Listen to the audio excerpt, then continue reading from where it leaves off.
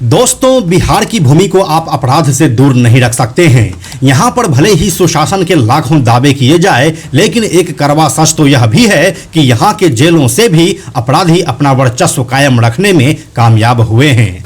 आज की यह कहानी बिहार के बेगूसराय से आने वाले ऐसे ही एक गैंगस्टर की है जिसका नाम है नीलेश राय। नीलेश राय की शुरुआत ट्रेनों में अटैची की चोरी से हुआ था और फिर इसी मामले में उसे जेल भी हुई थी। लेकिन जेल के अंदर ही कैसे उसने बाहुबली राजनेता सूरजभान सिंह के शूटर से दुश्मनी मोल ले लिया और फिर बाहर आकर कैसे उसका खात्मा करके बिहार का एक मोस्ट वांटेड अपराधी बन गया। इसके बाद कैसे वह बिहार से लेकर झारखंड और फिर उत्तर प्रदेश में तबाही मचाया और फिर एक एनकाउंटर में मारा गया। काफी दिलचस्प और फिल्मी है गैंगस्टर नीलेश राय की कहानी, इसीलिए चलिए इस कहानी को बिल्कुल शुरू से शुरू करते हैं। हेलो एंड नमस्कार, मेरा नाम है प्रशांत और आप देख रहे हैं बेजोड़जोरा.com का यूट्यूब चैनल। दोस्तों, नीलेश राय बिहार के बेगूसराय जिले का रहने वाला है। उसने अपने आपराधिक जीवन की शुरुआत साल 2001 के आसपास किया था। उस दौरान वह अपने एक छोटे से ग्रुप के साथ लोकल रेलवे स्टेशन पर सामानों की चोरी करता था। उसके टारगेट पर मुख्य रूप से वे लोग होते थे जो बाहर से कमाकर अपने गांव वापस लौट रहे होते थे। वे उन सामानों की चोरी करता था जिसमें बड़े अटैची और बैग्स शामिल होते थे। इस दौरान वह हाजीपुर और सोनपुर रेलखंड पर खासा एक्टिव था। इसी सिलसिले में सोनपुर रेल पुलिस ने 18 जून साल 2004 को नीलेश राय को चोरी के सामान के साथ पकड़ा था। यह उसका पहला अपराध था जो कि रिकॉर्ड में दर्ज हुआ। इसके बाद साल 2006 में उस पर बरौनी रेल थाना में चोरी का केस दर्ज हुआ। इसके एक साल के बाद झारखंड के जस्सीडीह में चोरी का मुकदमा दर्ज हुआ। फिर साल 2014 में पहली बार नीलेश राय का नाम हत्या के मामले में सामने आया और इसके बाद उसे जेल की हवा खानी पड़ी।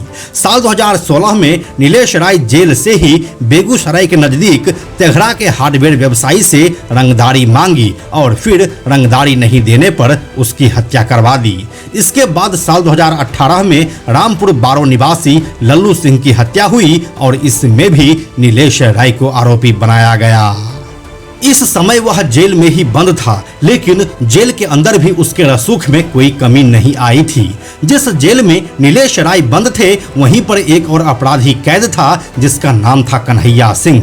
कन्हैया सिंह कोई आम अपराधी नहीं था, बल्कि वह बिहार के मोकामा के बाहुबली नेता सूरजभान सिंह का खास शूटर था।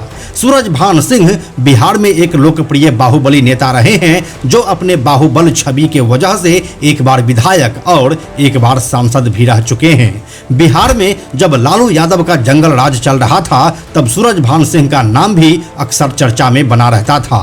अब इतने बड़े बाहुबली के शूटर के पास अकड़ तो होगी ही। अब जब जेल में बंद सभी कैदी जुआ खेल रहे थे तो उसमें नीलेश राय और कन्हैया सिंह भी था। यह साल 2011 चल रहा था।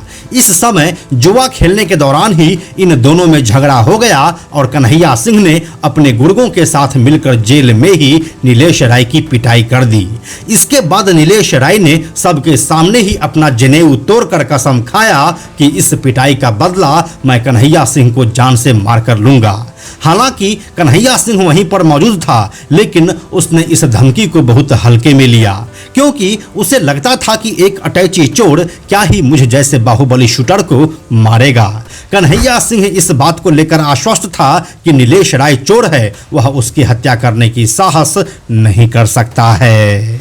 लेकिन फिर वह 8 सालों के बाद जमानत पर जेल से बाहर आता है और मौका पाकर 17 सितंबर 2019 की शाम कन्हैया सिंह को गोलियों से भून देता है।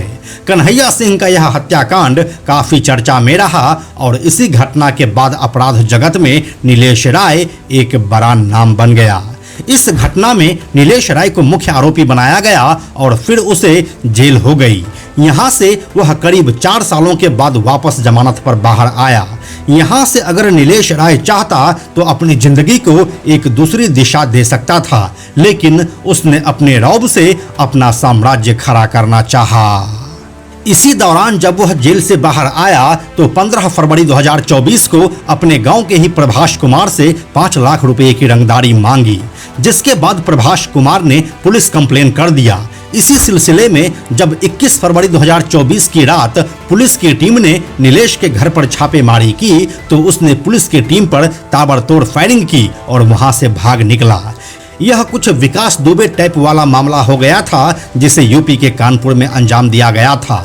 उसके बाद जब विकास दुबे जैसा गैंगस्टर नहीं बच सका तो यह नीलेश राय क्या ही चीज थी। पुलिस टीम पर हमला करने के आरोप में नीलेश राय के परिवार और रिश्तेदारों को गिरफ्तार किया गया, जिसमें 3 महिला और 2 पुरुष थे। अब नीलेश राय के ऊपर 2 लाख रुपए का इनाम रखा गया, यानी कि अब यहां से नीलेश राय की उल्टी गिनती शुरू हो चुकी थी। बिहार पुलिस की एसटीएफ टीम अब पूरे सीरियसनेस के साथ नीलेश राय की तलाशी शुरू कर दी, क्योंकि बात पुलिस पर हमले की थी। जिसके बाद बिहार पुलिस के एसटीएफ टीम ने झारखंड एसटीएफ और यूपी एसटीएफ से भी संपर्क किया। अब तीनों राज्य की पुलिस संयुक्त रूप से नीलेश राय को ट्रैक कर रही थी। फिर जून 2024 के शुरुआती माह में इनपुट मिला कि नीलेश राय उत्तर प्रदेश में मुजफ्फरनगर के आसपास कहीं छुपा हुआ है। अब यहां से झारखंड की एसटीएफ टीम को आराम दे दिया गया और यूपी के साथ बिहार की एसटीएफ टीम नीलेश राय के पीछे लग गई। अब आता है वो आखिरी वॉर का दिन। उत्तर प्रदेश के मुजफ्फरनगर में बुधवार 5 जून 2024 की रात 11 बजे कल्याणपुर पुलिस चौकी पर यूपी एसटीएफ और बिहार एसटीएफ अपराधियों के बारे में जानकारी ले रही थी। तभी बुढ़ाना की तरफ से एक बाइक पर 3 युवक आते दिखाई दिए। तीनों ही संदिग्ध लग रहे थे। जब पुलिस ने उन्हें रोका तो फायरिंग करते हुए वे तीनों खतौली बुढ़ाना मार्ग की ओर भाग निकले। गांव इचौड़ा के जंगल में बदमाशों की बाइक फिसल गई, जिसके बाद 2 बदमाश फायरिंग करते हुए वहां से भाग निकले, लेकिन एक बदमाश पुलिस की गोली से घायल हो गया।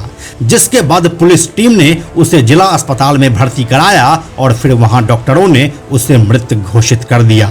उस मृतक की पहचान बिहार के कुख्यात बदमाश नीलेश राय के रूप में हुई और इसी के साथ नीलेश राय का चैप्टर हमेशा के लिए बंद हो गया।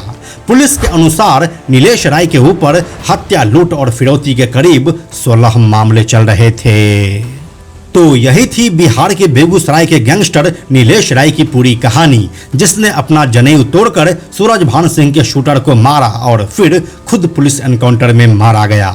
इस पूरी कहानी के बारे में अपनी राय आप हमें कमेंट सेक्शन में लिखकर जरूर बताइए। हम जल्दी मिलते हैं आपसे एक और नए कहानी के साथ। यह वीडियो अगर आपको पसंद आया तो इसे लाइक और शेयर जरूर करें। आने वाले वीडियोस के लिए बेजोड़ जोड़ा को सब्सक्राइब करके बेल आइकन को टच करना ना भूलें। Thank you so much.